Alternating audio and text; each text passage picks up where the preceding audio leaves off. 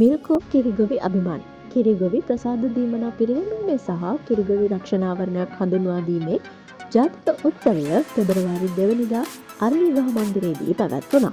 කිරෙන් පොහොසත් සාරවත් රටක් යන තේමාව මුල් කරගත් මිල්කෝ කිරිගොවි අභිමාන උළෙල 2025 වර්ෂයේ ඉහළම වෙළඳ පිරිවැටුප් වාර්තා තබමින් ඓතිහාසික ශුද්ධ ලාභයක් වාර්තා කළ මිල්කෝ ආයතනයට එම ලාභය අත්කර ගැනීම සඳහා උරුදුන් මිල්කෝ කිරිගොවි ප්‍රජාව ඇගයීම වෙනුවෙන් සංවිධානය කෙරුණා.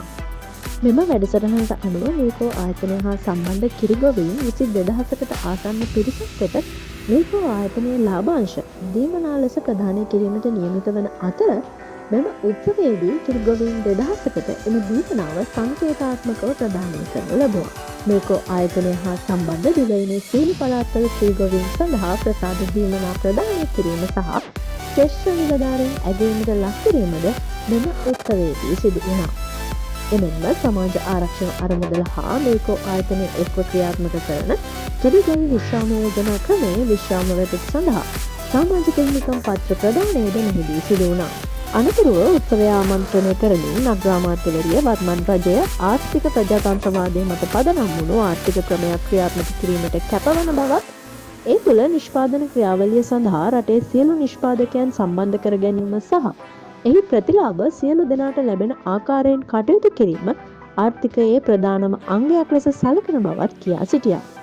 එමෙන්ම අප රටේ ආයතන තුළ වංචාව දූෂණය අවම කර නිසි කළමනාකාරීත්වයක් හා ඉලක්ක සහගත නායකත්වයක් යටතේ නිසි ලෙස පාලනය කිරීම මගින් ශක්තිමත් ප්‍රයෝජනවත් ජනතාවට ප්‍රතිලාභ ගෙන දෙන ආයතන ලෙස ගොඩනැගිය හැකි බව මිල්කෝ ආයතනය ප්‍රතිකාලයකින් ඔප්පු කර ඇති බවද අග්‍රාමාත්‍යතුමිය පැවසුවා. මෙම අවස්ථාවට කෘෂිකර්ම පශු සම්පත් ඉඩම් හා වාරිමාර්ථ අමාත්‍ය කේ.ඩී. ලාල්කාන්ත, වෙළඳ වාණිජ ආහාර සුරක්ෂිතතා සහ සමෝපාකාර අමාත්‍ය වසන්ත සමරසිංහ, කෘෂිකර්ම සහ පශු සම්පත් නියෝජ්‍ය අමාත්‍ය නාමල් කරුණාරත්න, අනුරාධපුර දිස්ත්‍රික් පාර්ලිමේන්තු මන්ත්‍රී සුසන්ත කුමාර නවරත්න, කෘෂිකර්ම පශු සම්පත් ඉඩම් හා වාරිමාර්ග අමාත්‍යාංශ ලේකම් ඩී.ටී. වික්‍රමසිංහ, මිල්කෝ සමාගමේ සභාපති හේමජීව ගෝඨාභය යන මහත්වරුන් ඇතුළු අමාත්‍යාංශ හා ආයතන නිලධාරීන් මෙන්ම දිවයිනේ සියලු ප්‍රදේශ නියෝජනය කරමින් පැමිණි කිරිගොවි මහත්ම මහත්මීන් පිරිසක් සහභාගී වුණා. අද මේ උත්සවය ඉතාමත්ම සුවිශේෂී ඉතාමත්ම වැදගත් උත්සවයක්. මේක මිල්කෝ ආයතනයේ ලාභාංශ බෙදා හැරීමේ මහෝත්සවය කියලා නම් කරලා තිබ්බට ඒකේ අන්තර්ගතය ඒකේ බලපෑම ඊට වඩා විශාලයි. අපේ රටේ අපේ රජයේ අපේ ආර්ථික ප්‍රතිපත්තිය මොකක්ද කියන එක ගැන අපෙන් විවිධ අවස්ථාවල අහලා තියෙනවා.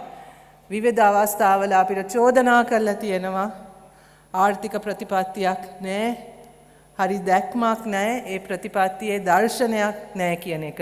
අමාත්‍ය ලාල්කාන්ත අපේ ලාල්කාන්ත සහෝදරයා අපෙන් අහන ඔය ප්‍රශ්නෙට උත්තරයක් පාර්ලිමේන්තුවෙත් පිටතිත් අවස්ථා ගණනාවක ලබා දුන්නා. අපි ක්‍රියාත්මක කරන්නේ ආර්ථික ප්‍රජාතන්ත්‍රවාදය මත පදනම් වුණු ආර්ථික දර්ශනයක් කියන එක.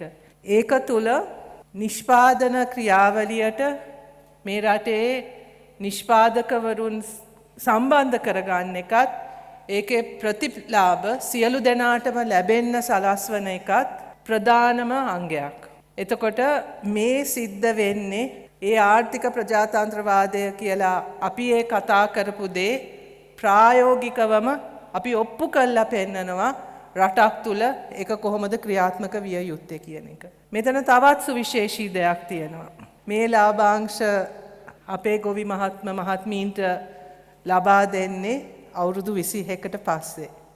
ඒ අවුරුදු 21කට කලින් ඒක සිද්ධ වුණේ අපේ ගරු ජනාධිපතිතුමා එවකට කෘෂිකර්ම ඇමති හැටියට කෙටි කාලයක් ක්‍රියාත්මක වුණ අවස්ථාවේ තමයි මේ වගේ දෙයක් මීට පෙර සිද්ධ වුණේ. අවුරුදු 21ක් ගියා. නැවත වතාවක් අපිට ඒ තැනට එන්න. එතකොට ඒකෙන් තවත් අපි ඔප්පු කරලා තියෙන දෙයක් තියෙනවා.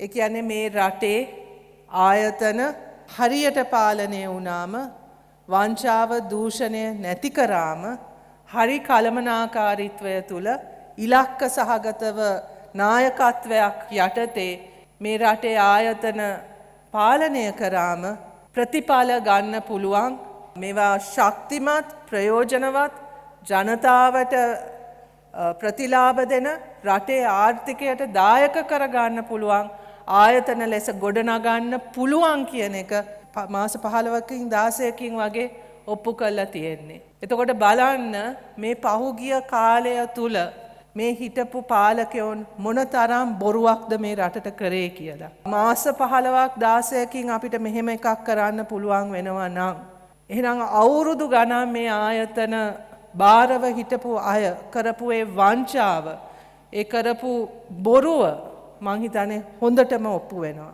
ඉතින් ඒක නිවැරදි කරන්න ඒ යුගයේ පහු කළා මේ අලුත් පරිවර්තනීය යුගයකට ආර්ථික ක්‍රියාවලිය තුල සියලු දෙනාම සම්බන්ධ කරගෙන ඒ සම්බන්ධ වන සියලු දෙනාට ප්‍රතිලාභ දෙන ආයතන නිසි අයුරින් ශක්තිමත්ව ගොඩනගන්න රටට ප්‍රයෝජනයක් වන විදියට ගොඩනගන්න පුළුවන් කියන ඒ විශ්වාසයත් ඒ පොරොන්දුවත් එක්ක තමයි අපේ රජය පත් වුණේ. අපේ ආණ්ඩුවේ පරමාර්ථයත් ඒක. ඉතින් ඒක අද මේ විදියට අපිට ක්‍රියාවට නංවන්න පුළුවන් වීමත් ඒකේ ප්‍රතිලාභ මේ රටේ ජනතාව මේ රටේ නිෂ්පාදන ක්‍රියාවලියේ වැදගත්ම කාර්යයක් කරන මේ මෙතන ඉන්න ඔබ සියලු දෙනා එක්ක බෙදා ගන්න පුළුවන් වීම ගැන මට නම් තියෙන්නේ පුදුම සතුටක් පුදුම ආඩම්බරයක්. මම අපේ අමාත්‍යතුමාට නියෝජ්‍ය අමාත්‍යතුමාට ඇතුළුව අපේ සභාපතිතුමාත් අපේ ලේකම්තුමා මේ නිලධාරී සියලු දෙනාටම මම ඉතාමත්ම ස්තුතිවන්ත වෙනවා මේ අවස්ථාවට මාවත් සම්බන්ධ කරලා මේ සතුට මේ ආඩම්බරය ඔබ සියලු දෙනා එක්ක බෙදා ගන්න පුළුවන් වීම ගැන. ඒ වගේම මෙතන ඉන්න ඔබ සියලු දෙනාටම මම ස්තුතිවන්ත වෙනවා ඔබේ කැපවීම ඔබේ මහන්සියේ ප්‍රතිඵල තමයි මේ තියෙන්නේ. ඔබ මීට ඉස්සෙල්ලත් මහන්සි වුණා වැඩ කරා ඔබේ දේ ඔබ කරා ඔබේ වගකීම ඔබ ඉෂ්ට කරා. නමුත් ඒ ප්‍රතිලාභ ඔබට ආවේ නැහැ. ඒකේ ප්‍රතිඵල ඔබට භුක්ති විඳින්න ඒ විදියට මේ අවස්ථාව ආවේ නැහැ. නමුත් දැන් ඔබ ඇත්තටම මිල්කෝ ආයතනයේ කොටස්කරුවන්.